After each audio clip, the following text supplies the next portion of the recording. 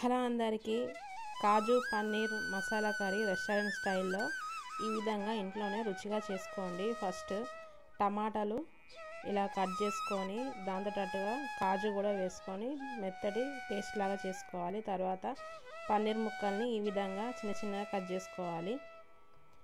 చేసుకొని వేయించుకోవాలి.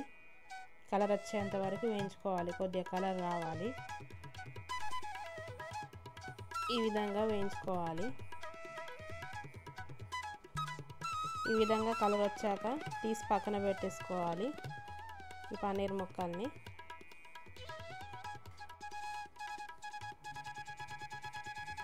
అదే నూనెలో అన్ని మసాలాలు వేసుకోవాలి. మసాలా దినుసులు వేసుకోవాలి. ఈ విధంగా వేసుకొని వేయించుకోవాలి. ఇలా వేయించడం వల్ల మంచి స్మెల్ వస్తుంది కర్రీ. తర్వాత ఉల్లిపాయ ముక్కలు వేసుకోవాలి. తర్వాత పచ్చిమిర్చి వేసుకొని వేయించుకోవాలి. ఉల్లిపాయ ముక్కలు మగ్గేదాకా వేయించుకోవాలి. ఈ విధంగా వేగాక కొంచెం కాజు కూడా వేసుకొని వేయించుకోవాలి ఉల్లిపాయ ముక్కలతో సహా. ఈ విధంగా ఉల్లిపాయ ముక్కలు వేయాక అల్లం వెల్లుల్లి పేస్ట్ వేసుకొని కలుపుకోవాలి.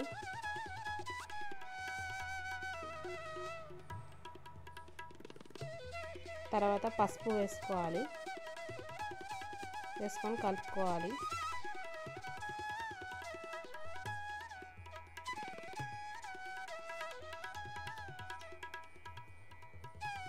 తర్వాత ఇందాక పట్టి పెట్టుకున్న టమాటా కాజు పేస్ట్ని వేసుకొని కొంచెం నూనె పైకి తేలేంత వరకు ఉడికించుకోవాలి. స్టవ్ మీడియంగా పెట్టుకొని ఈ విధంగా కొంచెం నూనె పైకి తేలాక సరిపడా కారం వేసుకోవాలి. నేను 2 టేబుల్ స్పూన్ల కారం వేసుకున్నాను. తర్వాత తగినంత ఉప్పు వేసుకోవాలి. వేయించిన ధనియాల పొడి వేసుకోవాలి. కొంచెం గరం మసాలా వేసుకోవాలి. తర్వాత వేయించిన ధనియాల పొడి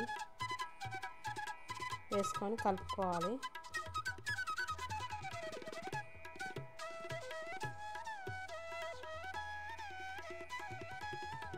ఈ విధంగా కలుపుకున్నాక తగినంత పెరుగు వేసుకొని కలుపుకోవాలి.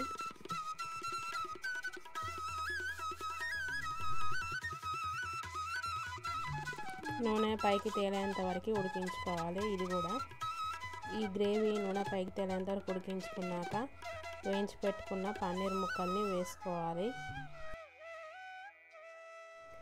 ఈ పన్నీర్ ముక్కల్ని వేసుకున్నాక ఒక 10 నిమిషాలు నూనె పైకి తేలేంత వరకు ఉడికించుకోవాలి. స్టవ్ చిన్నగా పెట్టుకోవాలి, లేకపోతే కర్రీ అనేది అడుగంటుతుంది. గ్రేవీ అనేది కొంచెం దగ్గర పడాలి. ఈ విధంగా నూనె పైకి తేలాక కొత్తిమీర వేసుకొని దించేసుకోవాలి. స్టవ్ ఆఫ్ చేసేసుకోవాలి. అంతే, ఎంతో సింపుల్గా రెస్టారెంట్ స్టైల్ కాజు పన్నీర్ మసాలా చాలా టేస్టీగా ఇంట్లోనే వండుకోవచ్చు. ఇది బటర్ నాన్ కానీ బగారా రైస్ కానీ రైస్ చపాతీ దేనిలోకైనా చాలా టేస్టీగా ఉంటుంది.